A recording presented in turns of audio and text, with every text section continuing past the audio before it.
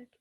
So, Google Developer Student Clubs are community groups for university students, and Google Developer students are basically powered by Google developers. They want to promote the Google technologies, so started with this initiative of Google Developer Student Clubs. So university based groups are, they select the leaders in every university, in some universities, and then they begin with this Google Developer Student Club. They connect with the people in their campus who join in together, and now we are as a team in front of you today presenting the Flutter with Dash. So yeah, so Google Developer Student Group are community-based groups जिसमें हम we have a peer-to-peer learning environment here, and our basic motto is learn, connect, and grow. So what is as the name suggests, these are the three steps that the people go through. Learn is that when they connect with the people here, when they come in this community, join to this community, they learn more technologies. They know about different various technologies of Google, as well as they will also help in personality development and the overall growth of an individual, the overall growth of an person. Also, we learn various technologies and build projects together, build projects for the community. Our motto is to help the community, to build projects that are solutions to our solutions to various problems in the communities.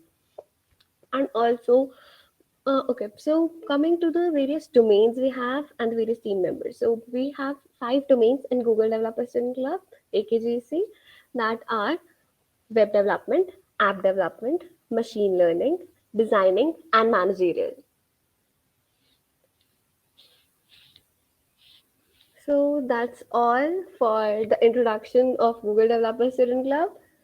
So now, are you guys do you have any doubts regarding like and want to know more about Google Developer Student? Then you can join and follow our social media handles. We have our page on LinkedIn. We have our handle on Twitter. We have our Instagram. You can follow our Instagram handles, and you can know about the various events we take up and what various informative posts we post on our Instagram and LinkedIn and Twitter and so on. We also have our website where you can get information about the various events we have also conducted in past. And if you want to connect with the members of our club, then you can join the Discord channels. We'll place all those social media handles over here in a minute, and you can all follow up and join to the Discord channel. And in the Discord channel, we have very much active members who can help you out if you have any problems facing in the projects you are doing or any other issues. We are all here to help you out. So that's the motto of GDSC AKGC, to help students grow. So handing over the mic to Manish, and he'll continue. Okay. Good evening. Let me just share my tab first. Okay, so now, yeah, good evening, everyone, and I welcome you all to this two-day event by GDSC AKGC named Flutter with Dash. I am Manish Kumar, IT third year, and I will be giving a brief starter of Flutter and will be explaining its Hello World code. Okay. And before we go any further into the concepts and framework, let's learn what exactly meant by Flutter with Dash. What is Dash? So Dash is the official mascot of our Dart language and Flutter framework word, and it is used to represent how fast is Dart language in reality and the framework itself. Okay, so find someone wrote in the chat that a Flutter is a framework provided by Google. Yeah, exactly. A Flutter is a SDK that makes building high performing, modern, and beautiful apps easy. Okay, so first let me tell you what exactly is a SDK. So SDK stands for Software and Kit. It is a set of tools provided by the manufacturer of a hardware, operating system, or any programming language to develop, cool apps and any software on it. So, in the current scenario, जिसके बारे में हम अभी पढ़ रहे हैं, in here we have Flutter SDK, which is a set of tools Dart language, right? जैसे कि I told you, SDK comes along with a programming language or an operating system. So here Flutter SDK comes along with the Dart programming language. Okay. Next point is it works for both Android and iOS.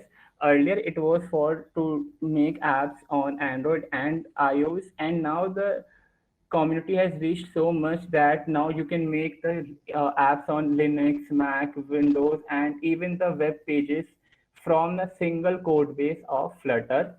Okay, and it is an open source toolkit developed by Google. By open source, I mean, and Flutter has made a website even pub.dev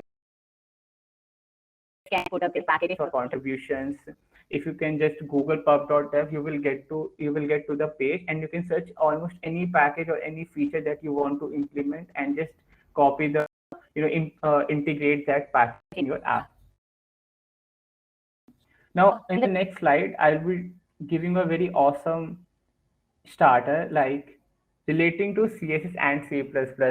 Uh, you are in second year, first year, and you might have come across web development or C++ in your course books. Now, I will tell you how these both languages or scripts are related to are a combination of Flutter. They are not actually combination. It's just how we can relate them. Okay. Here bit of a CSS, right? We have a top box here, and if you have ever done web development or basic HTML CSS, you might have come across CSS and you might know what its code look like. And here's an image for that. यहाँ पे हमारे पास एक top box है, हमारा एक container और a class name, right? We have there are many attributes that we have put here. हमारे पास एक width है जिसकी 100 pixel width है. We have a height, we have a color, and we have a margin top only. Okay, it's a very basic simple CSS script, and now let me show you how we can do the same thing in Flutter. And here, this line number 43, we have a widget here, container, and हमारे पास height है, we have the attribute of width, we have color, and we have a margin of top only. So you can see how they both are almost similar in some ways, and it's very easy, not easy, but if you've ever done web development, so it's almost same doing the UI rendering part in the Flutter too. Now let's move on to the C++ snippet. Here is a very basic code of a C++ file. Okay, I have included the required packages, and I have a main function here that literally invokes the function itself, named function, and it's just printing hello. Okay, so it's nothing much fancy here. What my motive here is to tell you guys that how C++ works is basically the compiler looks out for the main function and then starts executing the main function line by line. And it's exactly same in the Flutter itself. Okay, in C++ we also have oops concepts and all other things that come along with the oops things.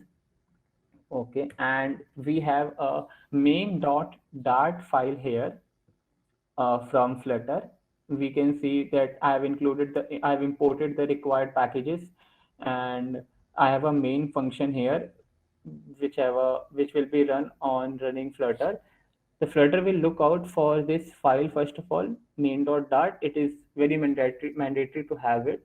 Then it will look out for the main function and it will execute the lines one by one. Now the most important line here is run app, and this run app is basically taking an argument, my app, and it's making a child class of a parent class stateful widget. Now, basic idea here is that you can see we are using polymorphism when we are using override, we are using inheritance, and we are invoking all the functions in main. So it's almost same as the C++. Now, we will look into it a bit later, what exactly is a stateful widget and how exactly is this piece of code working. Now, I've used this term widget so many times. The most basic unit of Flutter is widget only, and as I said, you can imagine this widget as being the Lego of our whole framework. we can put these widgets together to make a whole widget which can make any complex design.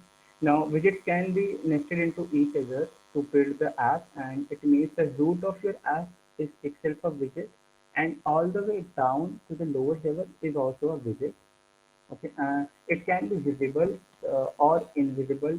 Your visible widgets are the components that you display on the UI of your app, like text or image, whereas invisible widgets are there preserving some important functionalities, but a user can't see it being used.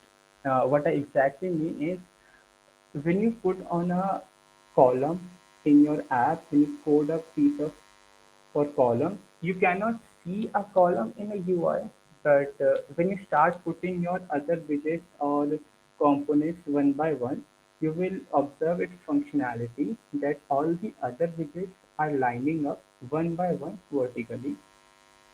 And there is a very famous phrase used by or developed by the Flutter community, that is everything's a widget. You can see here how we are using you can see here how we are using this lower level widget to make a container here as a complex widget, as a wrapper of all these widgets. Now what here exactly we are doing is, हमने यहाँ पर एक पूरी screen को रो में divide कर रखा है, and horizontally we are dividing the screen, we have divided the screen horizontally into columns. And Manish, हाँ, can you just connect okay, your sorry, microphone again? okay, sorry, let me just repeat this, No, everything subject. there's some disturbance in your microphone. Okay, अभी better है? Hello? Yeah, like still there. Hmm, anything? Now it's better. Okay, No, it's still there. ठीक है. Okay, so let me just repeat the point that everything is a widget. Now, what I exactly mean by this is, like आपके जो भी आप component you design is actually a widget itself, and in सारे widgets को you wrap up. Okay, now let me tell you about Dartpad. Okay, so Flutter has this amazing website called Dartpad. यहाँ पे आप अपना सारा code कर सकते हो बिना फ्लटर इंस्टॉल करें. ठीक है, तो अगर आपको अभी भी जाके अपना हैंड ऑन एक्सपीरियंस लेना है, तो you can just go to the website dartpad.dev, and वहाँ पे आप जाके अपना आराम से सारा कोड कर सकते हो. यहाँ पे जैसे इस स्क्रीनशॉट में मैंने क्या कर रखा है कि I have made this void में, और यहाँ पे मैं सिर्फ एक लाइन प्रिंट कर रहा हूँ. मैंने एक वेरिएबल डिक्लेयर किया, देन उसे मल्टीप्लाई किया, फिर से प्रिंट किया. तो द बेसिक कॉन्सेप्ट इज कि आप जाके इसे बिना इंस्टॉल करे भी रन कर सकते हो. एंड सिर्फ प्रोग्रामिंग का नहीं, you can also render the UI too. और ये भी जो स्क्रीनशॉट डाला है मैंने, ये भी वेबसाइट पे ही रेंडर हुआ है. यहाँ पे आप पूरा फंक्शनैलिटी भी चेक कर सकते हो. अगर आप प्लस बटन पे टैप करोगे तो वो आपकी जो भी फंक्शनैलिटी होगी वो सब काम करेगी. मूविंग ऑन, अब लेट मी शो यू कि आप एक फ्लटर ऐप कैसे क्रिएट कर सकते हो. ठीक है, here is a video for that.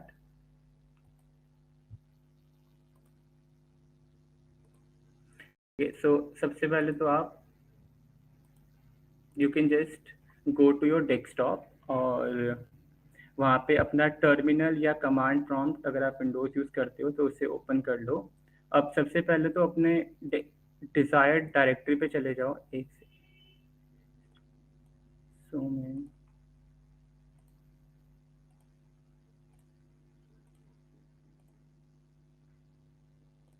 तो मैं आपको कमांड्स बता देता हूँ, अगर आपको विजिबल नहीं है तो. पहला कमांड जो मैंने लिखा है दैट इज cd डेस्कटॉप, मतलब मैं अपने डेस्कटॉप तक लोकेट कर रहा हूँ. एंड उसके बाद जो इम्पोर्टेंट कमांड है यहाँ पे that is Flutter create project. And project की जगह आप अपना कुछ भी नाम लिख सकते हो. फॉर एग्जाम्पल, अगर आपको अपना नाम लिखना है टास्क, तो आप लिख दो Flutter space create space and just enter कर दो और यहाँ पे आपको आपका एक नया फोल्डर दिख जाएगा जहाँ पे आपके सारे फाइल्स क्रिएट हो रखे होंगे, जैसे Android folder, iOS folder, library folder. यहाँ पे आपके सारे फोल्डर्स क्रिएटेड होंगे एंड उसके बाद आप अपने VS कोड में से खोल सकते हो। और आपका जो सबसे इम्पोर्टेंट फाइल जो होता है वो होता है लाइब्रेरी, एक फोल्डर है उसके अंदर main.dart। एंड अभी हम इसके बारे में बात करेंगे आके। आई विल एक्सप्लेन हर लाइन का कि क्या मतलब है, ठीक है। तो this is how you can create a Flutter project, it's very simple. Moving on to the next slide. ठीक है, अब ये आपका एक डार्ट कुछ ऐसा दिखेगा अगर आप कमेंट वगैरह हटा दोगे। एंड अभी मैं लाइन बाय लाइन एक्सप्लेन कर, but the whole point is अगर आप उसको रन करते हो तो आपका जो UI बिल्ड होगा आपकी ऐप में वो कुछ ऐसा दिखता है। ये हमारा हेलो वर्ल्ड ऐप होता है फ्लटर का व्हेन यू रन इट। और यहाँ पे आपके पास एक टाइटल है, एक टेक्स्ट शो हो रहा है और एक प्लस बटन है जहाँ पे अगर हो तो आपको ये काउंटर इंक्रीमेंट होगा। की लाइन बाय लाइन इसका क्या फंक्शन, हमारे पास एक हम एक material.dart. Material.dart that is used to represent the UI concept or UI materials of Android. And, almost her page में you will be importing this material.dart। ठीक है, ये आपके UI डिजाइन के लिए होता है। एंड अगर आपको iOS के रिलेटिव डिजाइन चाहिए, लाइक आपने देखा होगा आईफोन थोड़े से अलग होते हैं उनके UI एंड एंड्रॉयड के थोड़े से अलग एलिवेटेड होते हैं। तो for Android you can import material.dart and for iOS अगर आपको iOS जैसा डिजाइन चाहिए यू कैन इंपोर्ट cupertino.dart। ये बहुत ही बेसिक सा डिफरेंस होता है। इन on to the second line that is void main run app। अब यहाँ पे ये दिख रहा होगा दैट इज पॉइंटर। तो बेसिकली काम ये है कि हमारा जो जब भी हमारा कोई फंक्शन होता है and we want to make that function single line statement, normally curly braces पे भी it would have been work, but हमें अगर सिंगल लाइन एग्जीक्यूट करनी है तो फ्लटर में we can just use this equal to and smaller than symbol to greater than symbol to execute single line statement। और अब we are in this main.dart file and Flutter knows that in this main.dart file it has to execute main function। and a main function पे what we are actually doing is we are passing our class. हमारे पास एक my app एक class है जो हम एक run app नाम के फंक्शन में पास कर रहे हैं।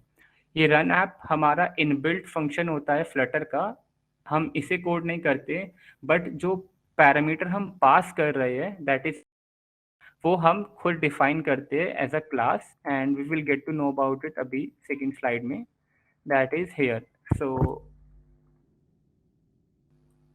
ठीक है, यहाँ पर we have a my app जो हमारा एक पेरेंट क्लास स्टेटलेस विजेट को एक्सटेंड कर रहा है।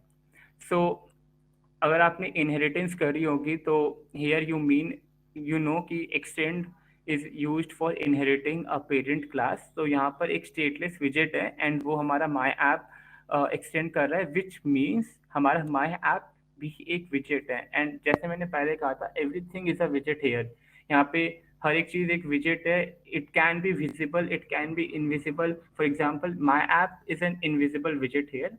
And whenever you create a class widget जैसे कि my app, so आपको एक चीज हमेशा ओवरराइड करनी होती है, दैट इज widget build। जो भी आप UI का कोड करते हो, जहाँ पे आप कॉलम्स, अपनी टेक्स्ट, जो भी चीजें आप लिखोगे वो सारा widget build के अंदर लिखना होता है, ठीक है। क्योंकि यहीं पे आपका सारा जो भी कोड है वो एग्जीक्यूट होके रेंडर होगा हमारे ऐप में।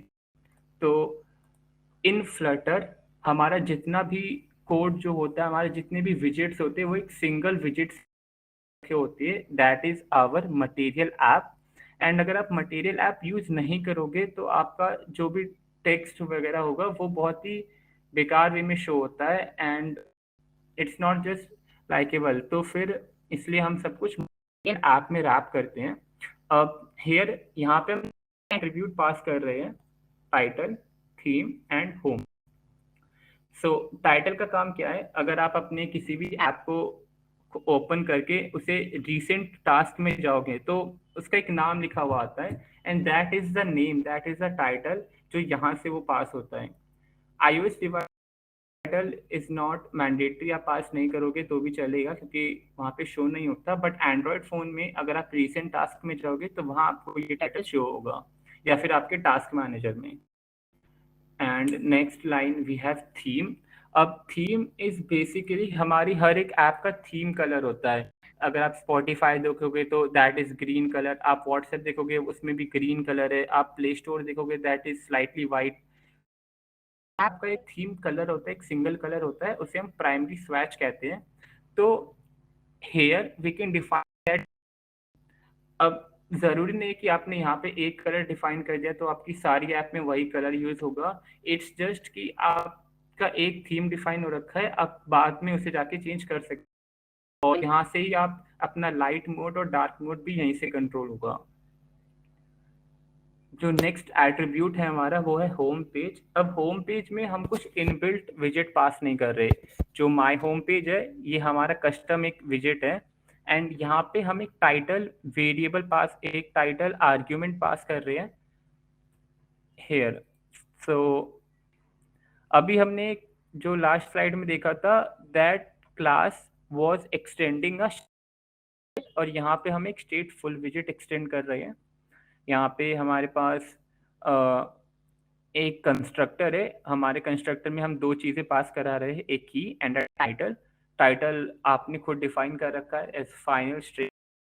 स्ट्रिंग टाइटल हम सबको पता है, नॉर्मली हम बता रहे हैं कि title is a type of string, but final का ये मतलब होता है कि we are getting it from another class. जहाँ से भी हम पास कर रहे हैं जो टाइटल वेरिएबल है वो हम किसी और जगह से हम ले रहे हैं वैल्यू।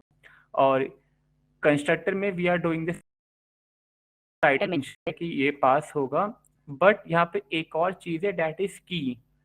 एंड इवन दो हम की पहले बट स्टिल कोई एरर नहीं आ रहा। Key is basically used to differentiate between different type of widgets. ठीक है, आप कोई यूनिक की भी पास कर सकते हो, आप की पास नहीं भी करोगे तभी भी कोई इशू नहीं है, बट लेटर ऑन जब आप कॉम्प्लेक्स एप्स बना तो बहुत ही बार ऐसा होता है कि आप सेम विजेट 3-4 बार कॉल कर रहे हो एंड री रेंडरिंग के टाइम पे कुछ इश्यू आ सकता है, तो उस समय we use keys to differentiate between multiple widgets. Okay, and then we have this special line here override and create state function. तो ओप्स कॉन्सेप्ट में एक बेसिकली हेल्प्स अस कि हम किसी पेरेंट क्लास के फंक्शंस को ओवरराइड कर सके एंड अपने हिसाब से कॉल कर सके या चेंज कर सके। एंड एग्जैक्टली हम सेम यहाँ कर create is a function defined in stateful विजेट क्लास, हम उसे ओवरराइड कर रहे हैं and returning here our own custom state class. अब state is this piece of code.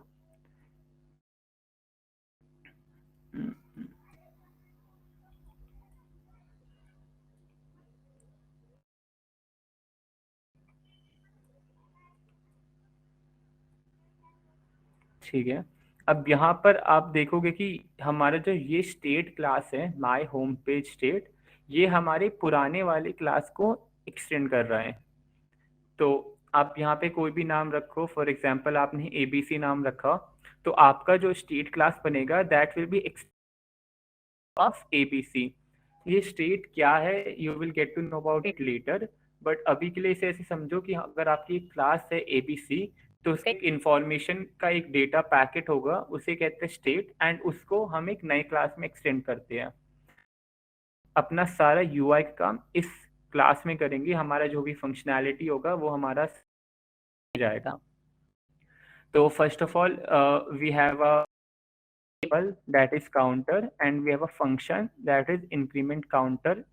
अब फ्लटर में C++, you don't have to define variables explicitly as private or public.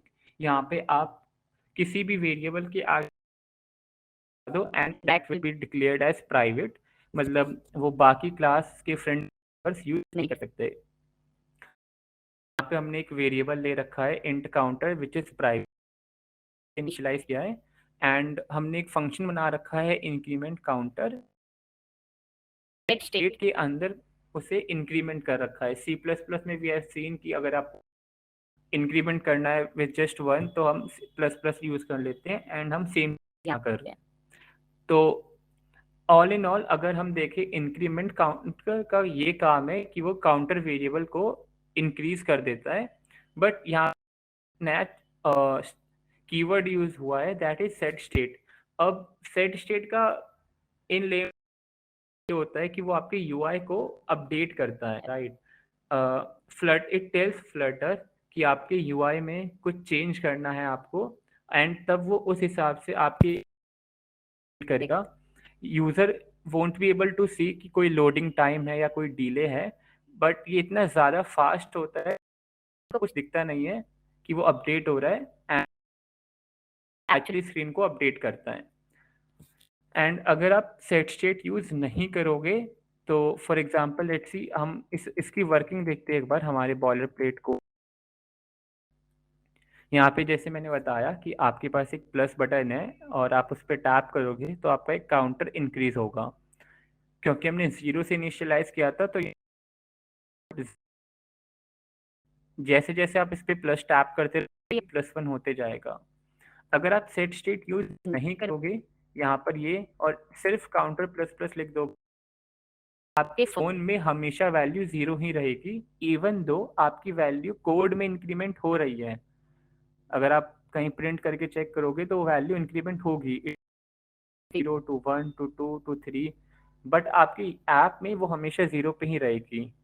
तो यहाँ सेट स्टेट का यूज करते जो बेसिकली फ्लटर आपको बताता है कि अब हमें स्क्रीन को अपडेट करना है, एंड ऐसा जरूरी नहीं होता कि हम पूरा पेज अपडेट करते हैं। जहां जहां भी काउंटर वेरिएबल यूज हुआ होगा या फिर काउंटर वेरिएबल की डिपेंडेंसीज होंगी वहां पे वो पर्टिकुलरली विजेट अपडेट। तो this is the use of set state, and यहाँ पे हमारे पास एक विजेट बिल्ड है। अब मैंने पहले बताया था विजेट बिल्ड में हमारा सारा रेंडरिंग का काम होता है, ठीक है, एंड यहाँ पे ओके ठीक है। अब स्कैफोल्ड में बेसिकली हम अपने एक स्क्रीन को हम पर्टिकुलरली कुछ डायमेंशंस में डिवाइड कर देते हैं बाय यूजिंग स्कैफोल्ड। अब स्कैफोल्ड के अंदर पहले मैं आपको एट्रीब्यूट्स दिखा देता हूँ। We have app bar, we have a body, we have a floating action button. हमारे पास और भी जैसे ड्रॉर होते हैं, हमारे पास स्नैक बार्स होते हैं। अब अगर आपने कभी कोई ऐप देखी होगी नॉर्मली तो हमारे पास एक ऐप बार होता है ऊपर, तो इट्स दैट इजी। हमने ऊपर अभी डिस्कस कर लिया था जैसे कि हमारा main app then have run app, और हमारे पास एक होम पेज है, we have title, we have home page state. ठीक, अब जैसे मैं कह रहा था कि हमारा जो स्कैफोल्ड होता है वो हमारे पूरे स्क्रीन को डिफरेंट सेगमेंट्स में डिवाइड कर देता है। अब अगर आपको एक ऐप बार चाहिए जिसमें अगर हेलो वर्ल्ड लिखा होगा तो इट्स दैट इजी कि आप एक ऐप बार एट्रीब्यूट करो। एक ऐप बार, ये हमारा ऐप बार एक अगेन एक विजेट है जो फ्लटर का इनबिल्ट है। All you have to do is यहाँ पे एक टेक्स्ट विजेट बना के आप example hello world this is a app bar. तो इट्स दैट इजी कि आप एक एप्लीकेशन बना के आप अपना एक ऐप बार क्रिएट कर रहे हो। ऐप बार के नीचे आपके पास जितना भी स्पेस होता है दैट वी एक बॉडी कहते हैं, एंड उसमें आप अपना पूरा डेटा डाल सकते हो। ठीक है, फर्स्ट ऑफ ऑल अगर आपकी कोई ऐप है जिसमें आपको ऐप बार नहीं चाहिए तो आप इसे कमेंट भी कर सकते हो या फिर डालो, ये मैंडेटरी नहीं होता, बट इट्स एडवाइज्ड कि एटलीस्ट आप बॉडी रखो क्योंकि बॉडी में ही आपका सारा यूआई पार्ट रहेगा। यहाँ पे हमारे पास एक कंटेनर है, एक column, we have a text and text. इनकी functionality you will get to know about, but it's very obvious, एक कॉलम जैसे कि मैंने बताया, इट इज एन इनविजिबल विजेट जो आपको यूआई पे दिखेगा नहीं, बट द मोमेंट आप एक टेक्स्ट ऐड करोगे, आप एक और टेक्स्ट ऐड करोगे, आपको one by one visits add होते जाएंगे वर्टिकल ऑर्डर में, तो इसलिए हम कॉलम यूज करते हैं. Then we have an attribute named floating action button. Side में एक लोअर राइट में आप देखो एक प्लस बटन होता है या फिर एक एक्शन बटन होता है. तो फ्लटर में जो स्कैफोल्ड विजेट है हमें वो प्रोवाइड करता है to you know not to write it manually, instead हम बस एक ही एट्रीब्यूट में विजेट पास करें, that is floating action button. वहाँ पे ऑन प्रेस्ड में हम एक फंक्शन सेंड करते हैं कि जब भी हम उस पर टैप करेंगे तो क्या होगा, लाइक अगर if I print S S, तो every time you tap on that plus button it will print in the console, not in the app. ठीक है, print and text are different things. And so what were we doing here exactly? कर रहे थे increment counter, जो हमने ऊपर discuss किया, जो काउंटर इंक्रीमेंट कर रहा है एंड देन सेट स्टेट उस पर इम्प्लीमेंट कर रहा है. We have a function, we have an attribute tool tip. Tool tip basically आप किसी विजेट पे प्रेस करके रखोगे एंड एक स्नैक बार ऐसा टू डिफाइन इसका नाम क्या है या ये क्या करता है, that is tool tip action button. And child, हमें उसके अंदर क्या एक्चुअली रेंडर करना है. अगर हमें एक बटन में एक आइकन चाहिए तो हम एक आइकन रेंडर करेंगे. अगर हम चाहते हैं कि हमारा कुछ टेक्स्ट मैसेज लिखा है तो we can just pass our विजेट टेक्स्ट और यहाँ पे लिखेंगे टैप टू अपडेट. तो इट्स दैट सिंपल कि आपको एक बटन क्रिएट करना है तो आप बस अपने टेक्स्ट वगैरह और आइकन्स पास कर सकते हो. Now when we were discussing earlier कि कैसे C++ और CSS से रिलेटेड है, तो आप देख सकते हो यहाँ पे आपके पास एट्रीब्यूट से जस्ट लाइक आपकी CSS में होते हैं. एंड इसमें आप मॉड्यूलैरिटी भी अचीव कर सकते हो. व्हाट आई एग्जैक्टली मीन कि अगर आपके पास जो आप मल्टीपल टाइम्स कॉल करना चाहते हो या आपके पास कोई टेक्स्ट है जो आप बहुत बार रेंडर करना चाहते हो, तो आप बार बार से कॉपी पेस्ट नहीं करोगे, that is just not good. तो व्हाट यू कैन डू कि आप फंक्शन में डिफाइन कर दो एंड देन इसे बार बार कॉल करो. तो अब इसमें आपको बार बार ये लिखना नहीं पड़ेगा ये piece of code. For example यहाँ पे मैंने एक फंक्शन कॉल किया है दैट इज न्यू मेथड को देखता हूँ तो ये कोड है छोटा सा. यहाँ पे हम क्या कर रहे हैं, यहाँ पे हम एक टेक्स्ट विजेट को रेंडर कर रहे हैं एंड अब हमें जितने बार ही हम चाहते हैं हम इस न्यू मेथड को कॉल कर सकते हैं एंड उतनी बार ही ये विजेट कॉल होता रहेगा. तो this is the beauty of Flutter कि आप एक बार कोई विजेट बना लो एंड उस पर आप बार बार उसे कॉल करते रहो. अब जरूरी नहीं है कि आपको हर बार यही डेटा होगा. इफ यू वांट तो आप यहाँ पे अपना एक कस्टम वेरिएबल भी पास कर सकते हो. फॉर एग्जांपल अगर मैं एक इंडेक्स पास करना चाहता हूँ हर बारी विद अ डिफरेंट, तो I will just right here index and मैं यहाँ पे, अब देखो आपको यहाँ पे एक एरर आ जाएगा क्योंकि नॉर्मली जब भी हम कोई फंक्शन बनाते हैं एंड वी एक्सपेक्ट कि इसमें एक पैरामीटर पास करना है, वी डिफाइन इट, तो हमें भेजना पड़ेगा, that is mandatory. And the moment piece of code मेरे पास 3 लाइन रेंडर हो रखी होंगी, you have pushed the button this many times and index variable जो हम यहाँ भेज रहे हैं. सो यहाँ पे हमारे पास जो भी यूआई क्रिएट करना होता है बहुत ही इजीली अचीव हो जाता है जब हम उन्हें मॉड्यूल्स में डिवाइड कर देते हैं and even into different folders and files. And now I would like to hand over to Adnan जो आपको बाकी विजेट्स के बारे में एक्सप्लेन करेंगे कि क्या फंक्शनैलिटी है उनकी.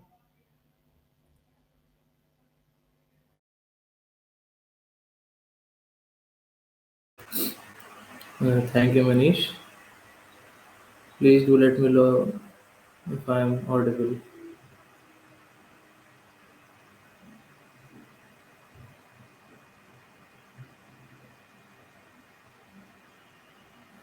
Okay, cool. So, good evening, everyone. I am Adnan Ali, and from IT branch, third year, and I'll be talking about the folder structure and the most commonly used widgets in Flutter.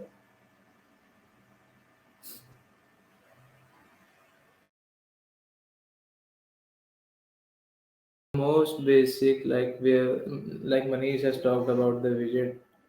Flutter is mostly about the widget only. तो हर एक चीज़ हम विजेट में जो Flutter में करेंगे वो विजेट से ही होती है like almost everything it's the backbone or the basic unit, like the most basic unit of the flutter. We'll talk about the widgets later on. I'd like to discuss about the folder structure. So what is the folder structure? So it's basically the file, it's basically the organization of the data of an application. Like when you firstly create a Flutter project, it will provide you with a predefined folder structure, which you can see. These are all the folders and files which you get by default when you create a Flutter project.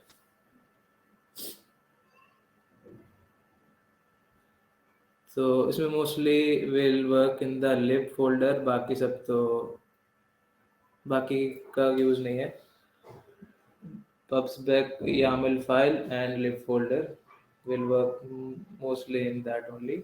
So apart from this, to organize the data more properly, we'll create subfolders like हर एक functionality वगैरह को separate करने के लिए हम लोग अपने अपने सब folders बनाएंगे अलग से. So the first folder that we'll create is the asset folder. Like here you can see below the Android, we have the asset folder. So asset folder basically contains all the static part of the app, like the fonts, like the custom fonts, icons, logos, background images, or demo videos that you'll add. Apart from this, in the in the lib folder, we'll create another folder called screens. So as it is a self-explanatory folder, screens will contain all the UI, all the layout, all the layout of the UI of our entire application. Like जो भी screens हम apps में देखेंगे, वो सारी इसके अंदर होंगी, सारी files इसमें will include them all in this.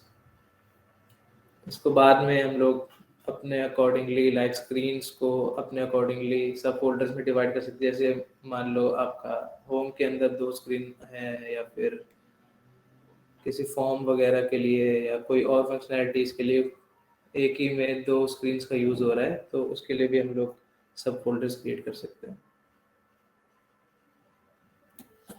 उसके बाद we create a providers folders.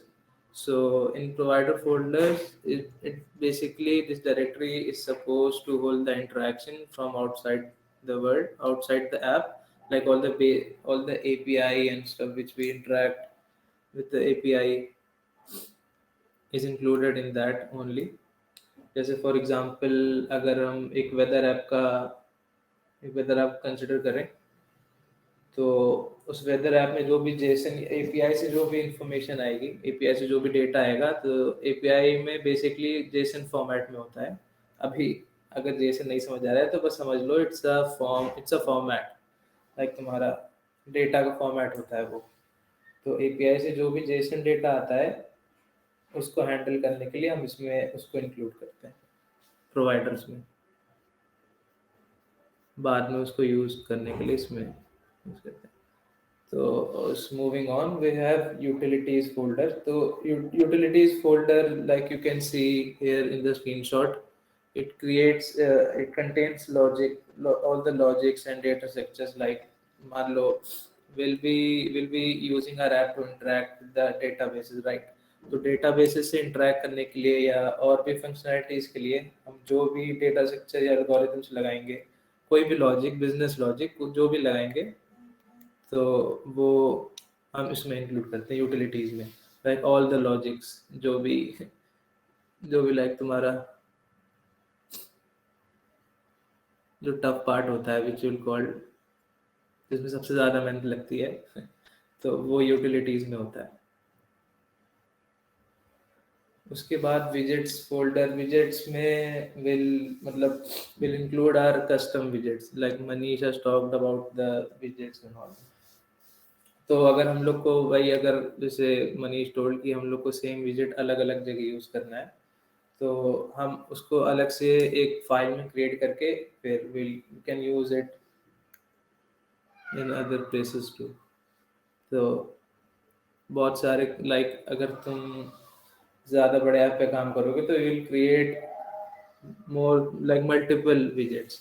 तो उसके लिए to organize it properly we create a sub folder called विजेट and we include all the custom widgets that we create in it. Okay. So moving on, we have an Android folder. So Android folder basically contains all the files and folders required for the Android operating system. So yeah, this folder is automatically created, like when we run the command flutter create project. So it is automatically created by the Flutter. We don't have to create all the files in it, like, and we might customize it. Yeah, like when we integrate our backend, or like we have other things to manage, तो इसमें भी customise, but इसमें create नहीं करना पड़ता है हम लोग को। So इसमें we have two primary subfolders. That one is REST folder and one is Android manifest XML file. Like you might have heard the XML file in Android. So it's included in the Android folder. So the REST folder contains all the non-programmable resources required for the applications, like icons, images, fonts, and the XML file contains the information needed by the application SDK. SDK, Manish has told you earlier. Uh, if you forgot, I'll explain it again. So SDK is nothing but the software developer kit. It's basically the tools and software which are used by the programmers to create the applications.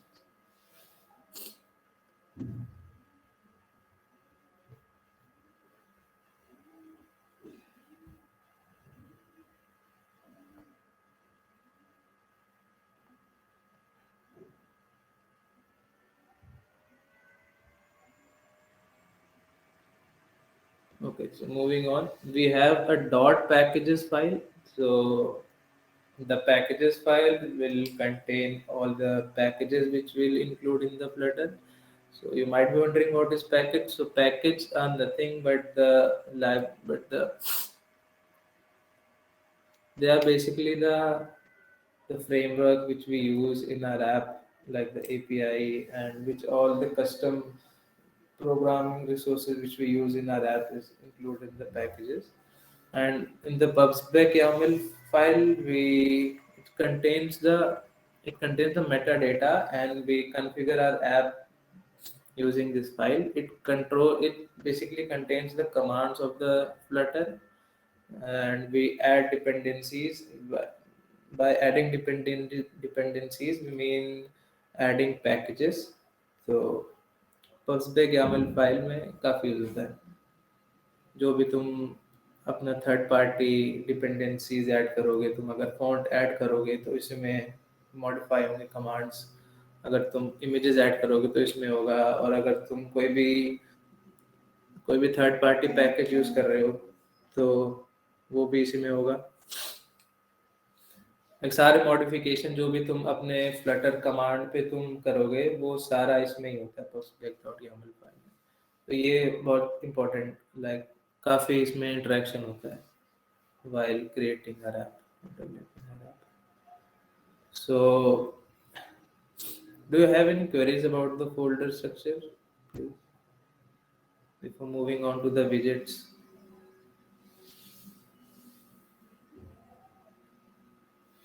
Anything? कोई भी ऐसा folder जो ना समझ आया हो?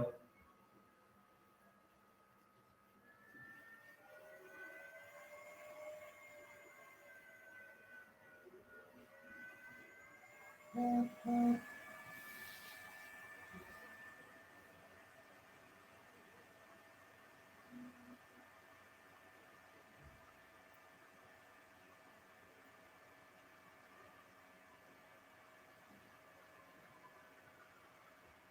कौन कौन फर्स्ट ईयर से है ये बताओ चैट में, कौन कौन फर्स्ट ईयर से?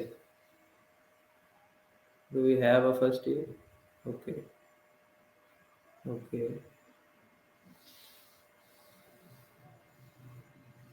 Nice nice nice.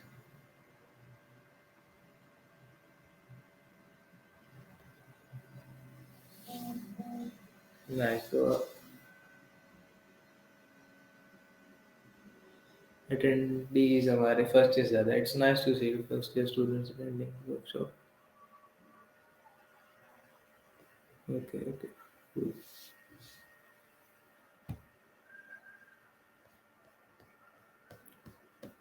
so should I proceed further? You don't have any queries? Should I proceed?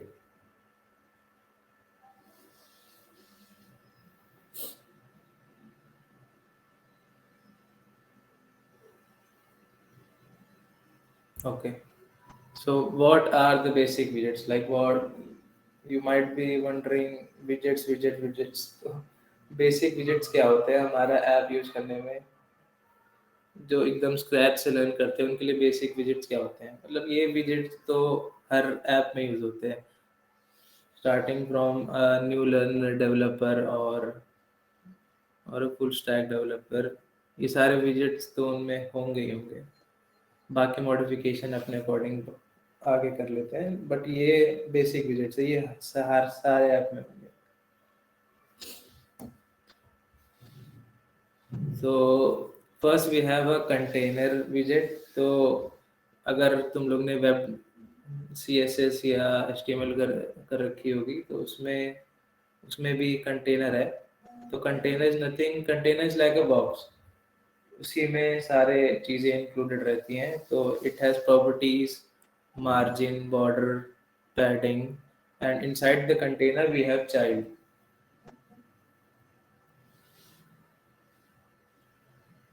So container class in Flutter is a convenience widget that combines common painting, position and sizing of widgets।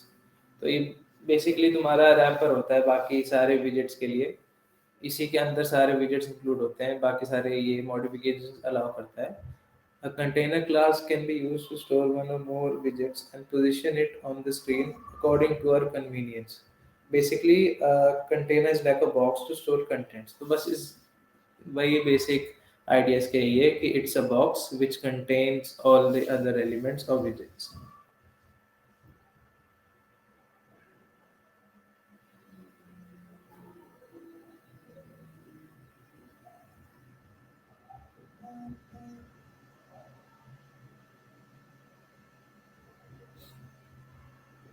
Okay, so we're having an issue, some people not able to join।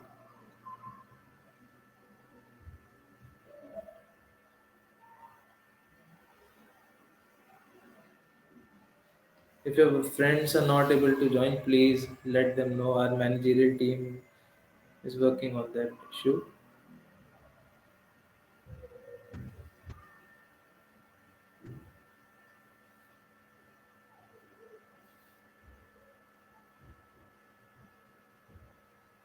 अगर किसी का friend वगैरह कोई join नहीं कर पा रहा है तो प्लीज टेल देम कि जिस आईडी से लॉग इन किया था, जिस आईडी से RSVP किया था, उसी से उस लिंक को खोले, वो कुछ जो भी जीमेल आईडी से उन्होंने कर रखा था।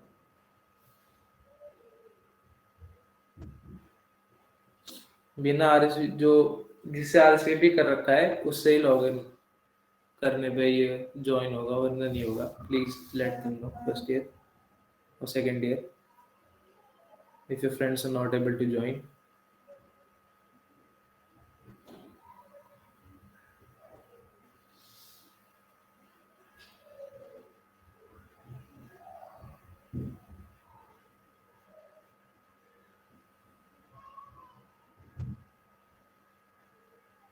चैट में लिख दो अगर किसी का फ्रेंड वगैरह आ रहा है तो, या ज्वाइन करने में इशू हो रहा है तो उसको।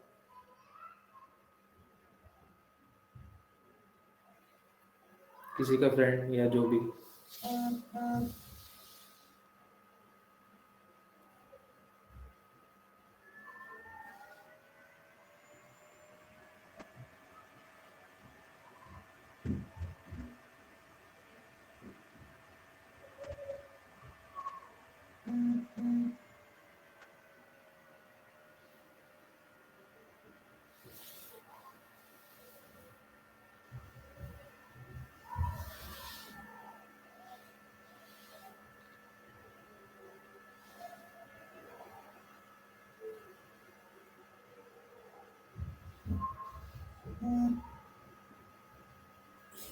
Okay, so we shall now proceed.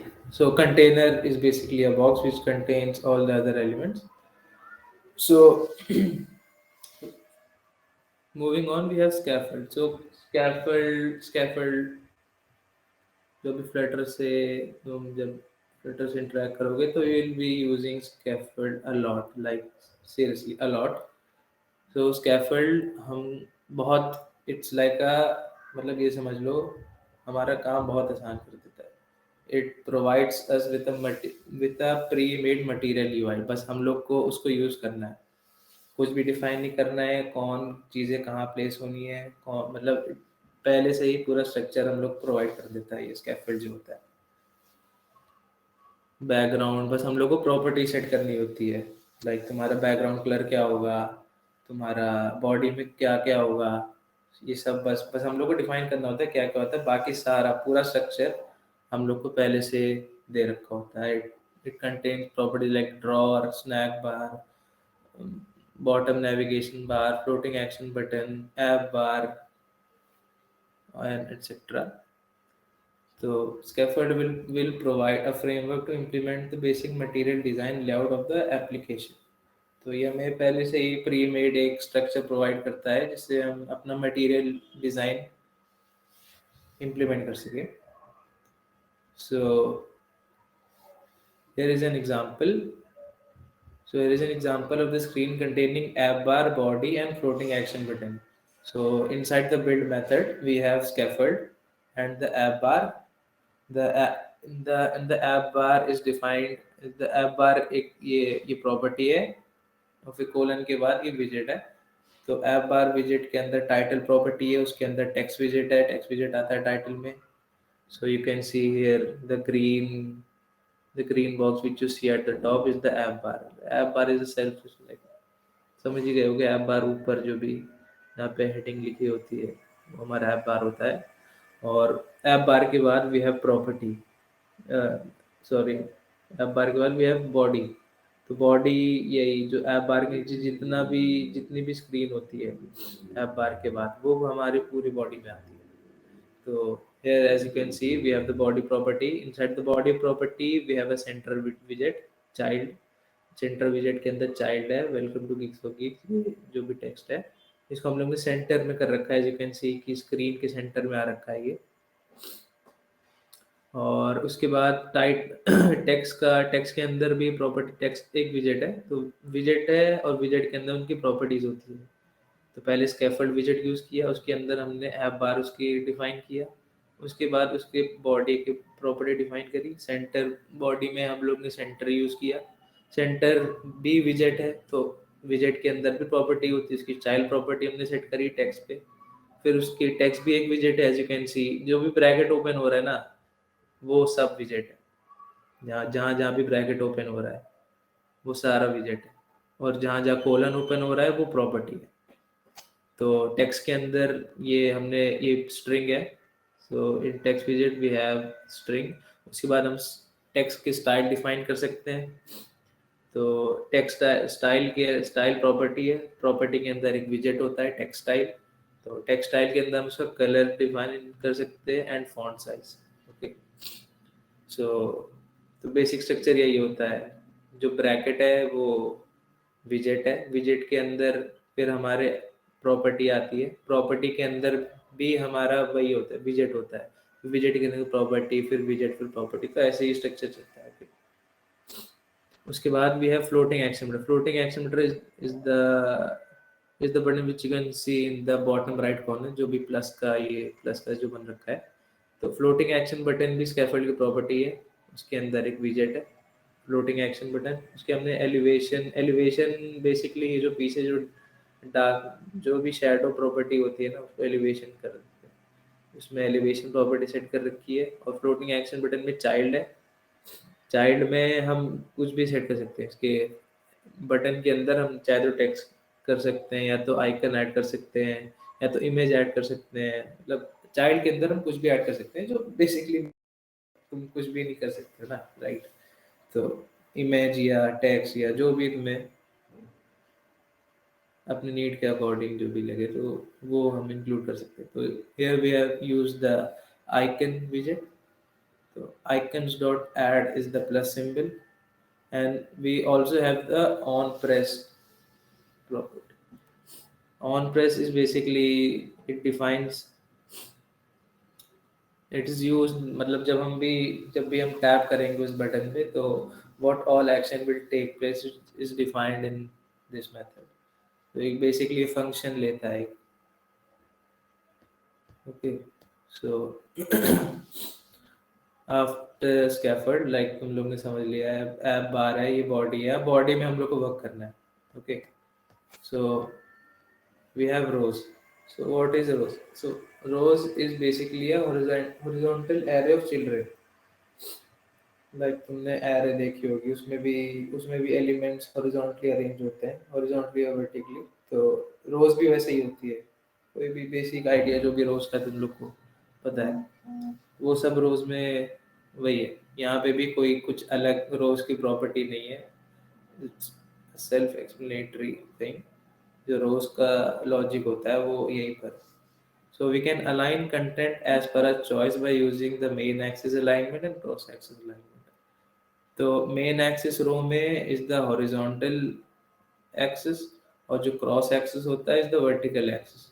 Like you can get the idea कि रोज में हॉरिजॉन्टली अरेंज होती है तो उसका मेन एक्सिस हो गया तुम्हारा हॉरिजॉन्टल वाला, और क्रॉस एक्सिस तुम्हारा वर्टिकल वाला हो गया। Okay so row's main axis is horizontal, cross axis to row's main axis is vertical.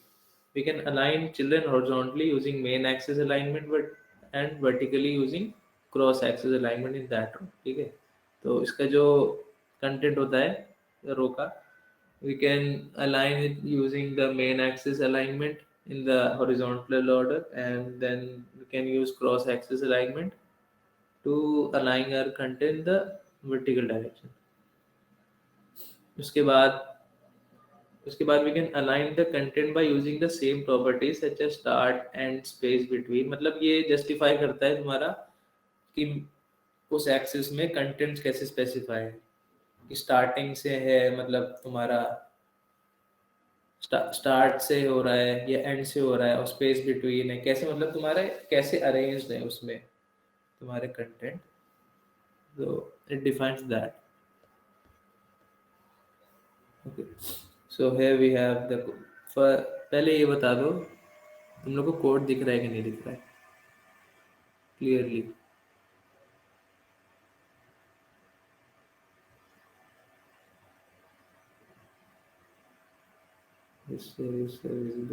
Okay cool. Okay so body property scaffold चल रहा है तुम्हारा। तो स्कैफोल्ड में हम लोग ने बॉडी में रो डिफाइन कर रखा है। तो रो क्या है, विजेट है, ब्रैकेट खुला। तो मेन एक्सिस अलाइनमेंट में हम लोग ने स्पेस अराउंड यूज कर रखा है। लाइक यू कैन सी कि ये जो भी हमारा कंटेंट है वो आपस में स्पेसेस में जस्टिफाई हो रखा है, कोई भी एकदम पास पास में नहीं है। मतलब ये सारी स्पेस ले रहा है, हमारी जितनी भी अवेलेबल स्पेस है रो में ये सब स्पेस ले रहा है। उसके बाद we have a list, children property होती है रो की। तो just like an array, array contains multiple elements, here in row also we have children property which contains multiple widgets। तो as you know कि फ्लटर में widgets ही सब कुछ है, यहाँ पे elements क्या है, widgets ही है। तो इसमें चाइल्ड में और सारे widgets हम लोग इंक्लूड करते हैं।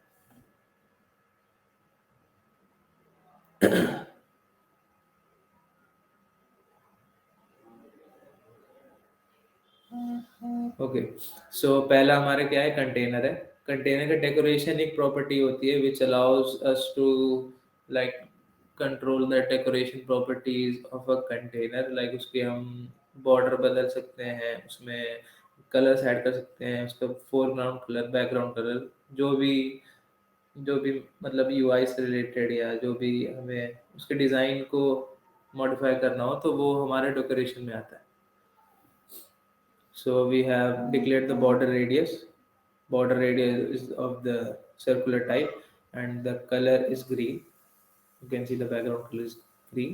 और उसके बाद कंटेनर में हमारा चाइल्ड है। चाइल्ड में हम लोग ने टेक्स्ट यूज कर रखा है और टेक्स्ट की स्टाइल हमने डिफाइन कर रखी है।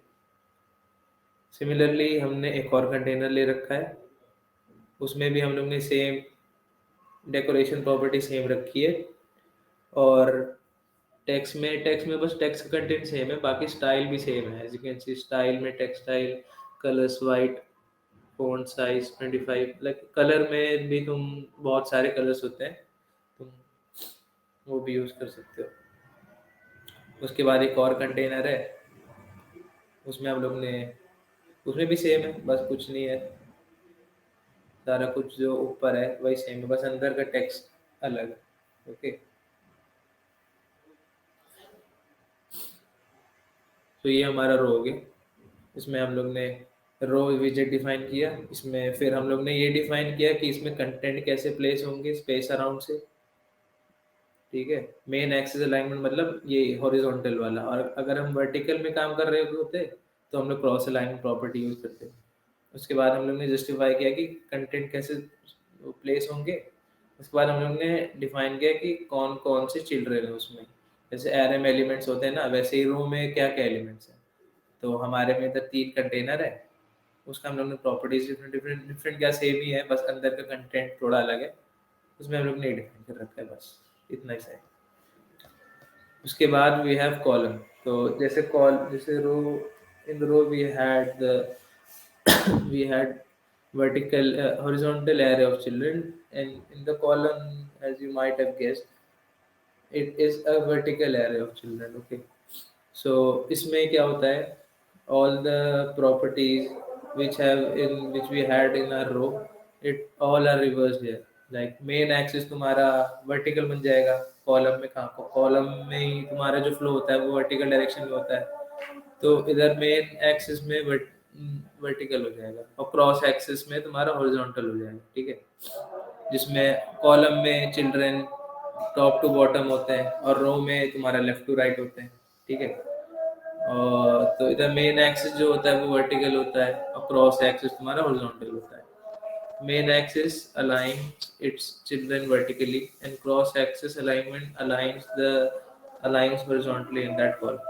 We can align the content by using the same properties as discussed above in row. Like जैसे रो में भी हमने डिफाइन किया था ना कि कैसे कंटेंट तुम्हारा, जैसे अंदर के एलिमेंट्स कैसे स्पेस उसमें जस्टिफाई होंगे, स्पेस अराउंड, स्पेस बिटवीन, या स्टार्ट या एंड, ऐसे ही कॉलम में भी हम करते हैं। ठीक है, तो कोड स्निपेट देख लेते हैं हम फिर इसका। ये भी बॉडी में ही है, इसमें कंफ्यूज मत होना कि इसके आगे कुछ कोलन में नहीं लिख रखा है तो कैसे, तो ये भी वही है, ये बॉडी में ही है। ये पूरा स्कैफोल्ड ही यूज करोगे तो मोस्टली स्कैफोल्ड यूज होता है, तो स्कैफोल्ड में बॉडी में हम लोग ने इस बार कॉलम डिफाइन कर रखा है। ठीक है, इसमें मेन एक्सिस अलाइनमेंट क्या हो गया, तुम्हारा वर्टिकल हो गया, जैसे उसमें रो में हॉरिजॉन्टल था, स्पेस दे रखे थे, इसमें क्या हो गया, इसमें तुम्हारा वर्टिकल स्पेस दे रखे। उसके बाद हमने 3 कंटेनर यूज किए, जैसे उसमें यूज किए थे, इसमें भी 3 कंटेनर यूज किए। इसमें तुम as you can see we have the flow in the vertical direction, in the row we had the horizontal direction. यहाँ पे जो एलिमेंट्स होते हैं वो तुम्हारा वर्टिकल डायरेक्शन में प्लेस होते हैं। ठीक है, जैसे एरे में क्या होता है, लेफ्ट टू राइट होते हैं, और एक तुम्हारा एक एरे, अगर 2D एरे उसमें मान लो तुम्हारा 2D एरे में तुम्हारा कॉलम है, कॉलम में कैसे होते हैं, टॉप टू बॉटम होते हैं, वैसे यहाँ पे होते हैं टॉप टू बॉटम कॉलम। तो इसमें वी हैव कंटेनर, कंटेनर का भी वही सेम है, डेकोरेशन में बॉक्स डेकोरेशन प्रॉपर्टी में डिफाइन कर रखा है हम लोग उसका बॉर्डर रेडियस और कलर। ठीक है, उसके बाद हम लोग ने चाइल्ड में उसका टेक्स्ट ले रखा है, उसके बाद ऐसे ही दूसरा कंटेनर है, उसमें भी हम लोग ने चाइल्ड में वही ले रखा है। और ओके क्या है, is there a difference between main axis row and cross axis column? नहीं सेम होते हैं तुषार तुषार दे सेम। तुम्हारा मेन एक्सिस रो में क्या होता है, हॉरिजॉन्टल होता है। क्रॉस एक्सिस कॉलम में तुम्हारा हॉरिजॉन्टल होता है। वो दोनों सेम होते हैं। अगर तुमको कॉलम में हॉरिजॉन्टल प्रॉपर्टी स्पेसिफाई करनी है तो तुम क्रॉस यूज कर लो। वैसे ही रो में अगर तुमको वर्टिकल प्रॉपर्टीज डिफाइन करनी है तो तुम क्रॉस यूज कर लो उसमें, ठीक है, वो सेम है। ओके, तो यहाँ पे भी हम लोग ने 3 कंटेनर यूज कर रखे हैं। इसका भी बॉर्डर, रेडियस, कलर, टेक्स्ट। तो as you can see here in the screenshot, we have 3 containers arranged in the vertical order. तो ये हमारा कॉलम हो गया। उसके बाद we might face a situation where we have to make a screen scrollable। तुमने column में arrange कर लिया बहुत सारी चीजें, लेकिन क्या हो रहा है, तुम कॉलम यूज तो कर रहे हो, लेकिन तुम फ्लटर में कॉलम यूज करोगे तो अपने आप स्क्रोलेबल नहीं बनेगा। जैसे HTML वगैरह में वो अपने आप हो जाता है, लेकिन यहाँ नहीं होता है। यहाँ तुम अगर कॉलम में कंटेंट अरेंज करते रहोगे तो यहाँ पे उसके एक टाइम बाद जब वो अपनी स्क्रीन का पूरा सही यूज कर लेगा, it will show this error, it will show this yellow box, bottom overflowed by 28 pixels so and so। तो ऐसे करके तुम पे एरर आ जाएगी। तो to resolve this issue we have a single child scroll view widget। so what this does is it makes a box that can scroll a single widget। okay, so you can see when space is not enough, the widget inside can scroll on the spindle। if you need to shrink the package in 2 directions such as dialog or pop-up menu, in this case the user can use single child scroll view, the list child। okay, so you might not see the scroll, wait, okay, I'm using the PDF, it will not show the video here, I'll show you in the PPT, just a second।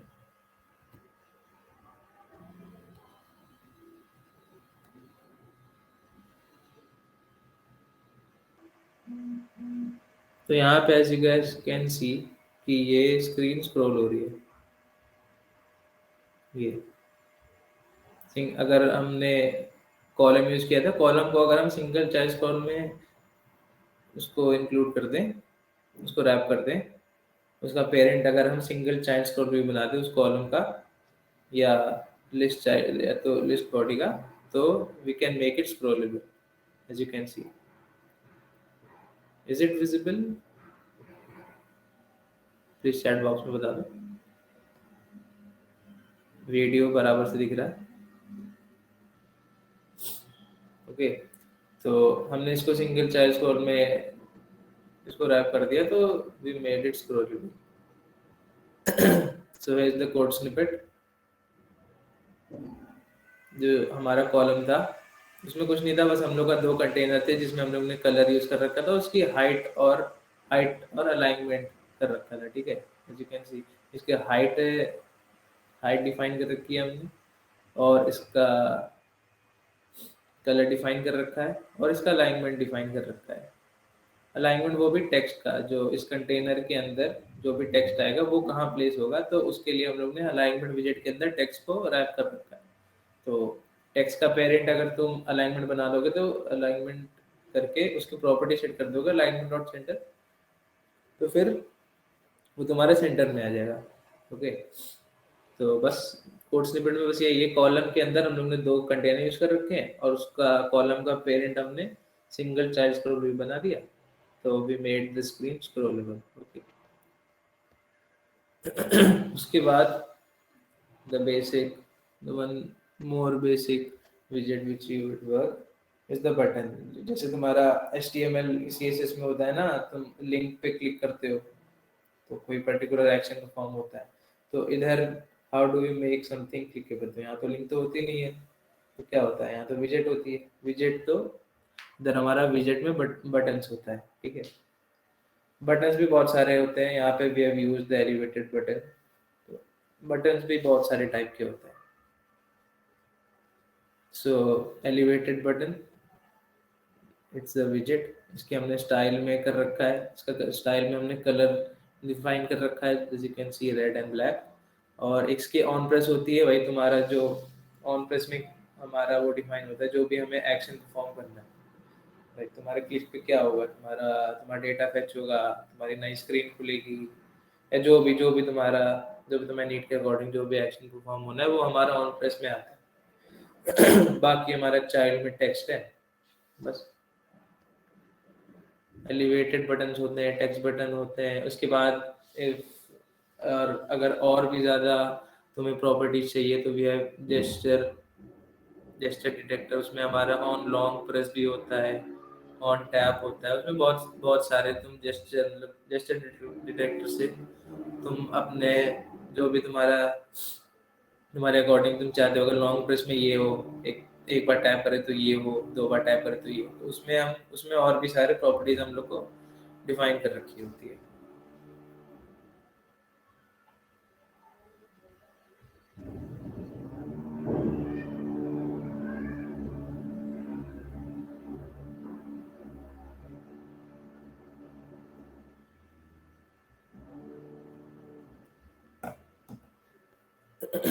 Okay उसके बाद page roads, अगर you might be wondering how do we switch from one screen to another, so in Flutter we have the page routes for that, ठीक है। तो in Flutter a route is nothing but a widget।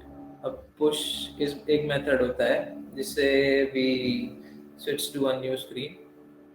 So to switch to a new route on the screen, we use the navigator dot push method. The push method adds a route to the stack of routes managed by the navigator। तो push में क्या करता है, push हमारा basically तुम्हारी screens को एक stack के जैसे ऐड करता है। Like consider a home screen, ठीक है, एक तुम्हारे पास होम स्क्रीन है, उसको होम स्क्रीन के बाद तुम लोग को एक सेक्शन में जाना है, मान लो तुम्हें फॉर्म वाले सेक्शन में जाना है, तो तुमने एक बटन है, जैसे मैंने like I told you earlier about the button, तो उस बटन में वी डिफाइन कि हमारा एक्शन क्या होना है, कि हमें फॉर्म पेज पे जाना है। तो होम स्क्रीन पे हमने वो बटन पे टैप किया, उसमें हम लोग ने ऑन प्रेस में, उस बटन के ऑन प्रेस में हमने navigator dot push method define कर रखा है, ठीक है। Like you can C on press में ये है ना नेविगेटर डॉट पुश कॉन्टेक्स्ट, और ये बिल्डर में ये सेकंड रोड यहाँ पे डिफाइन हो रखा है, मतलब तुम्हारा कहाँ जाना है, ये यहाँ पे एरो फंक्शन के बाद बाकी सब सेम रहेगा, बस तुम्हारा ये नेविगेटर डॉट पुश कॉन्टेक्स्ट और बिल्डर, बस खाली ये तुम्हारा चेंज होगा, जो भी स्क्रीन पे तुम्हें जाना है, ठीक है। तो क्या करेगा, होम स्क्रीन से हम फॉर्म पे गए, फॉर्म स्क्रीन पे, तो पुश मेथड क्या करता है, होम स्क्रीन के ऊपर ही फॉर्म स्क्रीन ऐड कर देगा। Like consider a stack, stack में क्या होता है, एक के ऊपर एक कंटेंट्स अरेंज होते हैं, ऐसे ही हमारा होम के ऊपर फॉर्म वाला पेज खुल जाएगा, ठीक है। ये पुश ऐसे वर्क करता है, ठीक है। और मान लो उसके बाद तुम्हें पीछे जाना है, तुम्हारा काम हो गया, फॉर्म पे तुमने कर लिया, ठीक है। तो वन मेथड इज कि तुम एक प्रॉपर्टी डिफाइन कर दो कि ये पर्टिकुलर एक्शन फॉर्म में एक्शन परफॉर्म हो गया, उसके बाद ऑटोमेटिकली तुम चले जाओ वापस उस स्क्रीन पे, तो उसके लिए तुम फिर से पुश वाला यूज कर लो, तुम फिर से वापस पे चले जाओगे। और या फिर अगर तुमको नहीं डिफाइन करना है कि भाई नहीं, मुझे ऐसे एक्शन करके डिफाइन नहीं करना है, मुझे अलग से डिफाइन करना, मुझे बस ऐसे ही सिंपल बैक बटन दबा दो फोन का, तो उसे हम पीछे स्क्रीन पे आ जाए, तो उसके लिए हमारा नेविगेटर पॉप होता है। जैसे पुश का समझ रहे हो, पुश का मतलब ऊपर कर रहा है, पॉप का मतलब हटा रहा है। स्टैक का समझ लो ना, स्टैक में पुश करते हैं, एलिमेंट्स ऐड करते हैं, और पॉप करते हैं, डिलीट करते हैं, तो ऐसे इसमें होता है। पुश में हमारे एलिमेंट्स ऐड हो रहे हैं, और पॉप में तुम्हारा बैक कर लो, उसको हट रहे हैं। तुम्हारा होम के ऊपर फॉर्म वाली स्क्रीन थी, तुमने पॉप वाला मेथड लगा दिया, तुमने बैक बटन दबाया, पॉप वाली स्क्रीन हट गई, तो तुम वापस से होम स्क्रीन पे आ गए, ठीक है।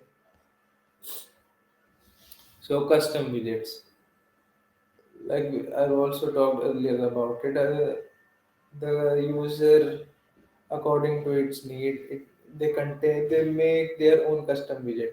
Like तुम्हारे फ्लटर में बहुत सारे हैं ऐसे तो widget, लेकिन सारी नीड कस्टम की नहीं यूजर की नहीं सेटिस्फाई हो पाती है उन सारे डिफॉल्ट विजेट से। Like तुम्हें बहुत सारे अलग अलग डिजाइन इंप्लीमेंट करने हैं, तुम्हें अलग अलग मेथड इंप्लीमेंट करने हैं, तुम्हें अलग अलग उसके एक्शंस इंप्लीमेंट करने हैं, तो वो सब तुम नहीं कर सकते हो डिफॉल्ट में। उसके लिए we use custom widgets. Okay, so we create custom widgets when we want a custom look and feel to our app, and we know that there will be a repetition of a particular widget. So basic idea तो main idea तो यही होता है, if we want a widget to be used in several other places, so we declare a widget. Like तुम्हारा function, जैसे तुम्हारा programming में क्या होता है, फंक्शंस होते हैं, फंक्शंस क्यों डिक्लेयर करते हो, क्योंकि तुम्हें सेम पार्ट ऑफ कोड अलग अलग जगह यूज करना होता है। सो ऐसे ही हमारा विजेट भी होता है, जो कस्टम विजेट होता है, तुम्हें सेम पार्ट ऑफ कोड अलग अलग जगह यूज करने हैं, तुम्हें सेम विजेट अलग अलग जगह यूज करने हैं। तो we create the custom widgets.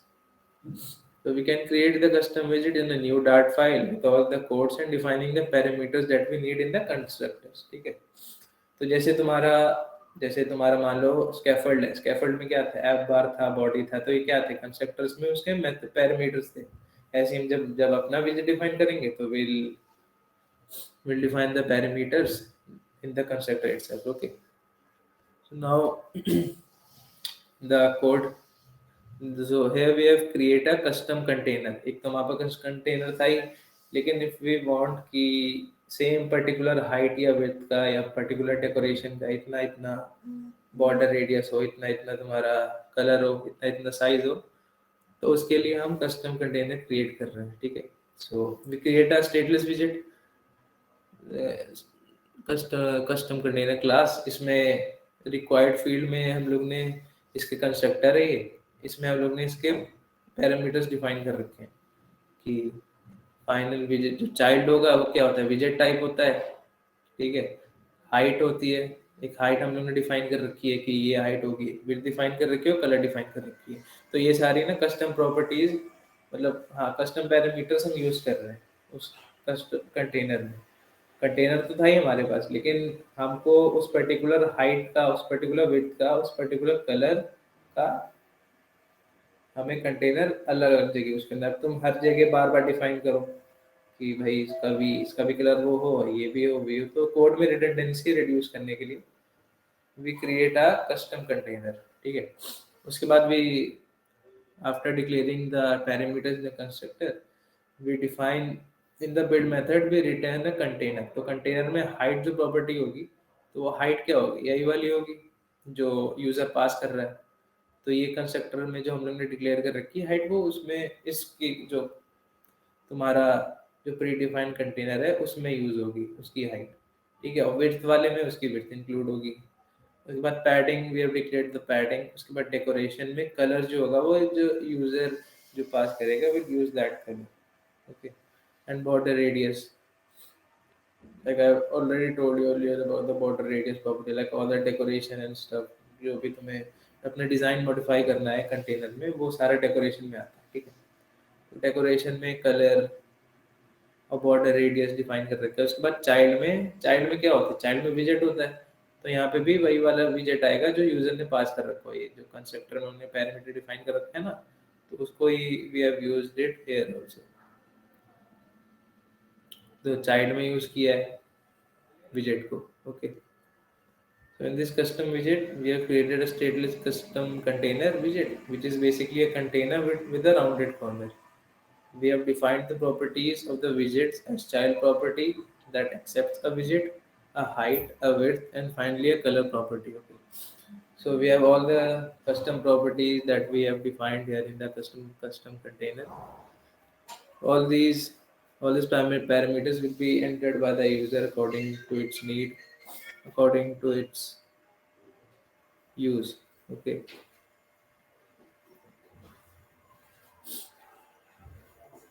so do you guys have any doubts regarding all the widgets that I told you? So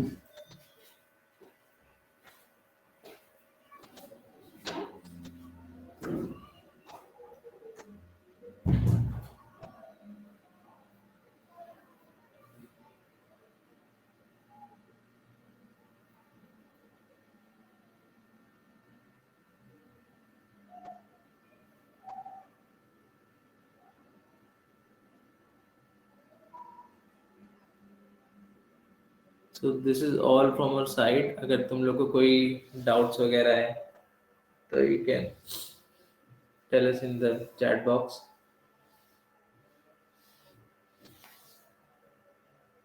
कोई भी ऐसी चीज जो ना समझ आई हो, कोई पार्ट मेरा या मनीष का, कोई भी.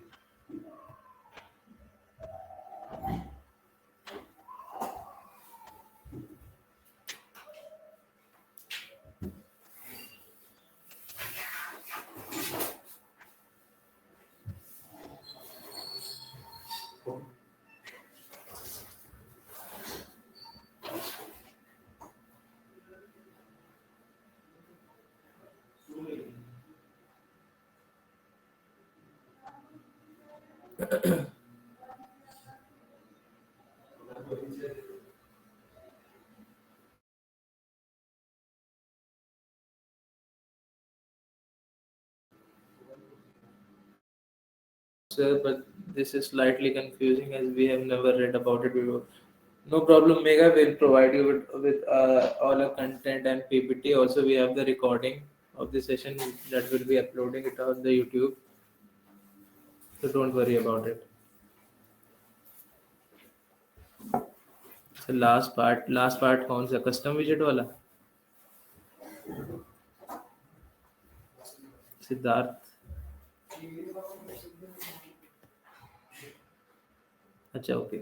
तो कस्टम विजेट में क्या मतलब हमारे पास we are provided with lots and lots of widgets by the Flutter itself, but according to our needs. मान लो तुम्हारे पास घर है, ठीक है, तुमको एक घर दे रखा है, तुम क्या करते हो घर में, तुमको बिल्डिंग में फ्लैट दे रखा है. अब जो भी कंस्ट्रक्शन वालों का काम होता है या जो भी कॉन्ट्रैक्टर होता है उनका तो क्या काम होता है, तुमको बस खाली फ्लैट देना. उसके बाद तुम फ्लैट में अपने सब चीजें अरेंज करते हो ना, उसके सबको दे रखा होता है ना उन्होंने. फ्लैट तो बहुत सारे होते हैं, एक को तो दे नहीं रखा होता है.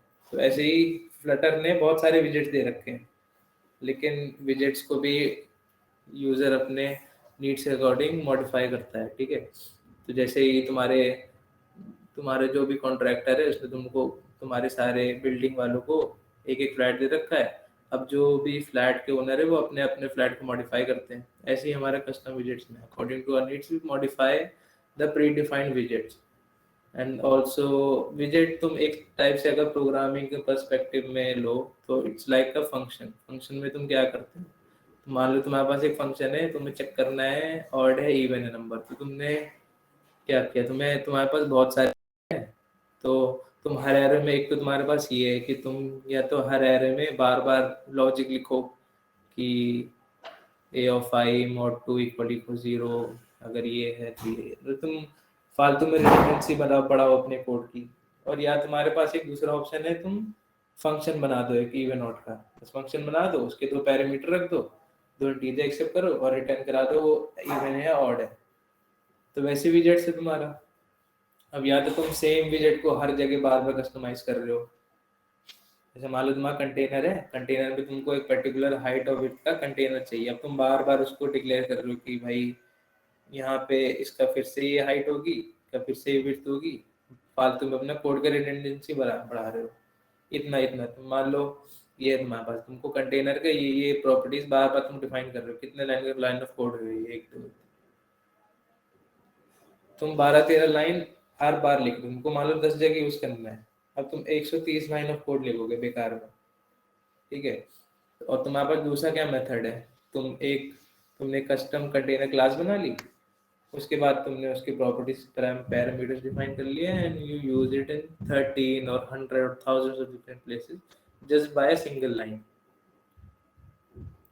जैसे फंक्शन को कॉल करते हो वैसे ही तुम इस क्लास को कॉल कर लो और just define all the parameters and work according to it. Okay, is it clear now?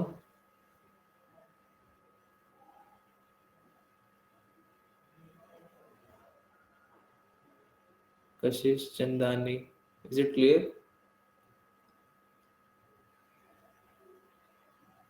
Siddharth Gupta, okay.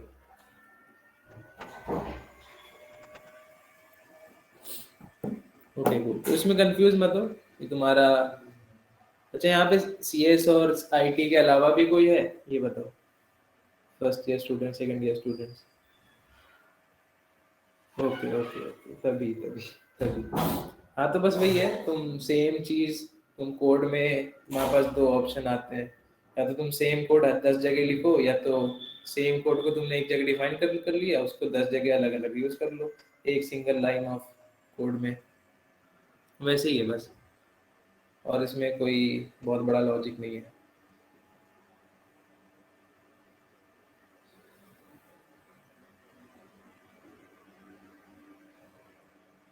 Any other doubts?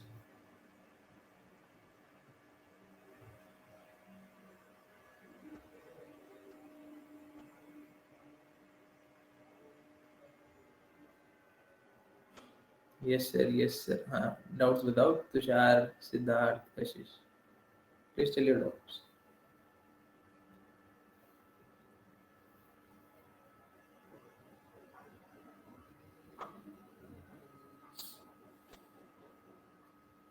Clear sir, okay, okay.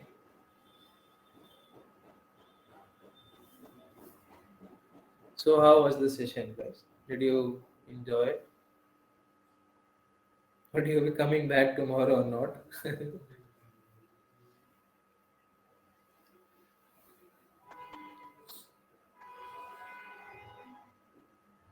Okay, nice, nice, nice.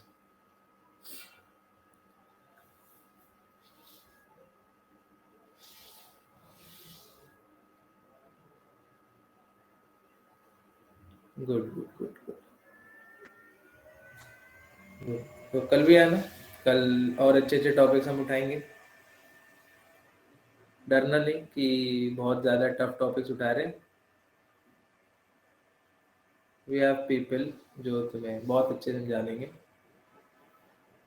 उन्होंने काफ़ी काम कर रखा है उस particular field of area, particular field में, तो तुम्हें सेम टाइम सेम जगह, yes yes, same time same जगह, 4 to 6,